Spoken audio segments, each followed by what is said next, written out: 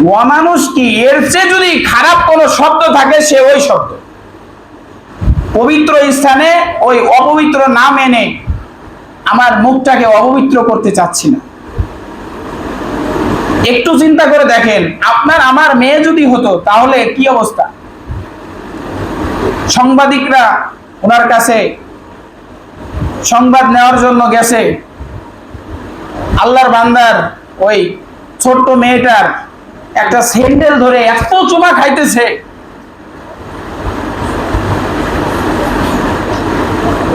একটু চিন্তা করেন তো, এই কাজটা যে করছে সে কি মানুষ? আল্লাহ তাআলা এই জন্যই বলে নাই যে উলাইকা কাল আনআম বাল হুম আযাল উলাইকা হুমুল গাফিলুন। আল্লাহ তাআলা প্রথমে বলছে পশুর সমতুল্য, বাল হুম আযাল উলাইকা হুমুল গাফিলুন। না না না, ওরা পশুর সমতুল্য নয়, পশুর চাইতেও নিকৃষ্ট। কি বলেন, আল্লাহর কথা ঠিক কিনা? প্রিয় বন্ধু, আপনার আমার বুঝে নাও আসতে পারে, কিন্তু আল্লাহর কথা যেটা সেটা 100% সত্য। কারণ হুকুম কার? আল্লাহ।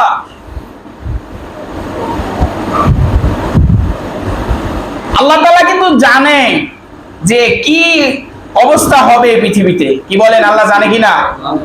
কি বলেন, সবাই বলেন না আল্লাহ জানে না মনে হয়, তাই না? খালি সামনে ওনারা বলতেছেন জানে, পিছনে ওনারা। আমি আপনি যাই করতেছি কে জানেন?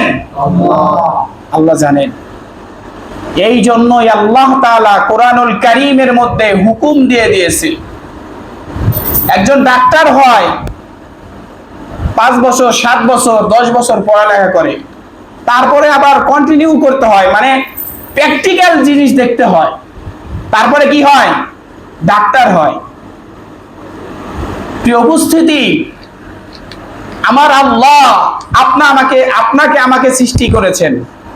আপনাকে আমাকে সৃষ্টি করেছেন কে? আল্লাহ। তাই একটা ডাক্তার বুঝে যে এই রোগীর জন্য কি ওষুধ দিতে হবে, তা আমার আল্লাহ কি বুঝে না যে আমার জন্য কি ওষুধ লাগবে? কি বলেন, বুঝে কিনা? অবশ্যই অবশ্যই 100% বুঝে।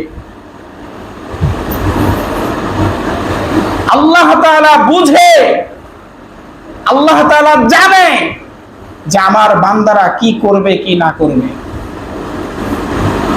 এই জন্যই আল্লাহ তাআলা কোরআনুল কারীমের মধ্যে বলে দিয়েছেন, যদি কোনো জেনাকারী জেনা করে তার শাস্তি কি বলেন তো? যদি সে বিবাহিত হয়, তার স্ত্রী থাকা সত্ত্বেও যদি সে জিনা করে, তাকে এই পর্যন্ত পাথরের মধ্যে পুঁতে তারপরে পাথর নিক্ষেপ করে তাকে মেরে ফেলা। হুকুম কার? সবাই বলেন হুকুম কার? এই যে প্রায় জেলায়, এটা তো রাজধানীতে ঘটছে, অসংখ্য অগণিত জেলায় এই সকল ঘটনা ঘটতেছে। অনেক মিছিল জনসমাবেশ করে ধরা হয়, আল্লাহর বান্দারে খুব নিরাপত্তায় রাখে, 5 দিন 7 দিন 10 দিন 15 দিন 1 মাস 2 মাস পরে বাইরে যায়। তো কি হলো? একটারে মারে ফেলাইছে 6 মাস জেল, কি হয়ে গেছে নাকি? বিচার হয়ে গেছে? এটা কি আল্লাহর বিধান? কি বলেন, এটা আল্লাহর বিধান না। আল্লাহর বিধান কি? হত্যা করা। আল্লাহর বিধান কি বলেন? আল্লাহ তাআলার বিধান কি? হত্যা করা। একটু গভীর মনোযোগ দেন।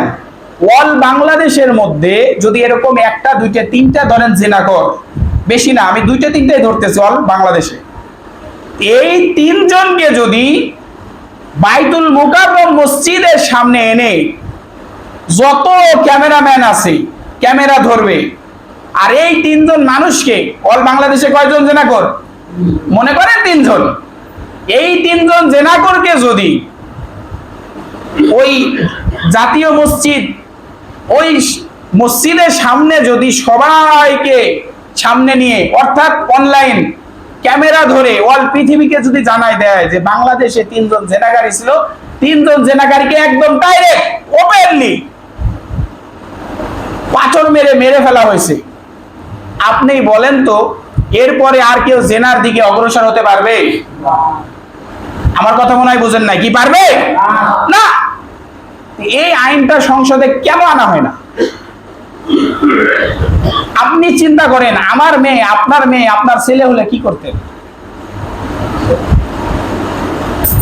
রামিসা, ওই মেয়েটার নাম রামিসা, রামিসার বাবা যে একটা জুতা ধরে চুবা খাইতেছে আর কাঁদতেছে, একটা জুতা ধরে চুমা খাইতেছে আর বুকের সাথে আটকাইতেছে আর কাঁদতেছে, আর বলতেছে, মা তোকে আমি বাঁচাইতে পারলাম না, মা তোকে আমি বাঁচাইতে পারলাম না রে, মা তোকে আমি বাঁচাইতে পারলাম না। বলতেছে, ভাই আমি 3 বছর ধরে একই স্যান্ডেল, ছিঁড়া স্যান্ডেল পরতেছি, তারপরেও আমার সন্তান যখনই আমার কাছে যাই চাই আমি তখনই তাকে তাই দিই। শেষ পর্যন্ত আমার মাকে আমি বাঁচাইতে পারলাম না, আমার সন্তানকে আমি বাঁচাইতে পারলাম না, তুই আমাকে মাফ করে দিস। আর কত কোল এরকম খালি হলে আমাদের সরকার এই আইনটা বাস্তবায়িত করবে সংসদে? আর এরকম কত জেনাকররা জেনা করে মেরে ফেলবে, তারপরে কবে এই কোরআনের আইন বাস্তবায়িত হবে? এখন যখনই এই খারাপ কাজটা হয়েছে, এখন প্রায় জায়গায় আন্দোলন, প্রায় সব জায়গায়, সব জেলায় জেলায় আন্দোলন হতেছে। কি আন্দোলন? জেনাকারকে জনসমুখে হত্যা করা হোক, জেনাকারীকে জনসমুখে হত্যা করা হোক। কিন্তু এর ভিতরেই কিছু চেলাবেলা শয়তানরা আছে, না কোরআনের আইন বাস্তবায়িত করা যাবে না, কোরআনের আইন বাস্তবায়িত করা যাবে না। মানে কি বলতেছে না বলতেছে কিছু বুঝে না। এরে বাবা, এরে মা, কোরআনের আইন যদি বাস্তবায়িত হয় তোমার সম্মান বাড়বে। কোরআনের আইন বাস্তবায়িত হলে কার সম্মান বাড়বে ভাই? আমাদের সম্মানই বাড়বে। কারণ এটা আল্লাহ জানে। কি বলেন, আল্লাহ জানে না? এরকম ঘটনা একটা দুইটা হতেছে না রে ভাই। আপনার আমার চাইতে তো অনেক অনেক ভালো বুদ্ধিমান লোকেরাই তো সংসদে আছে। কি বলেন, আছে না নাই? তাহলে এই নলেজটা কি তাদের মাথায় আসতেছে না? আপনি আমি গ্রাম্য একজন সাধারণ নাগরিক, সাধারণ লোক, এর মাথায় যদি এই বুদ্ধিটা আসে যে কোরআনের আইন যদি বাস্তবায়িত হয়, এই জেনাকারীকে যদি ওপেনলি মেরে ফেলা হয়, হত্যা করা হয়, এরপরে একজন জেনা করার আগে অবশ্যই সে ভাববে। কি বলেন, ভাববে কিনা? অবশ্যই ভাববে, অবশ্যই ভাববে। এই জন্য আমি তারেক জিয়া সাহেব